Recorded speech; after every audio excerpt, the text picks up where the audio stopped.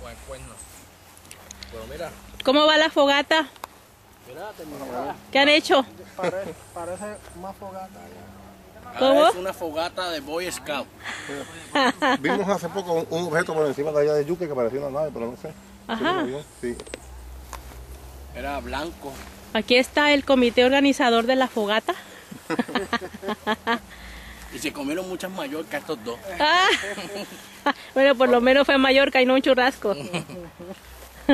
Vamos a buscar más leña. Pero ¿qué tú piensas? Sí, ¿Segura? sí. Sí, hace falta más todavía. Tuhan quiere que sea una fogata grande. Por eso él nos dijo que aquí podemos hacerla, aquí podemos... Tumbarle y hacerlo otra vez. No, está bien, Ajá. porque aquí por encima.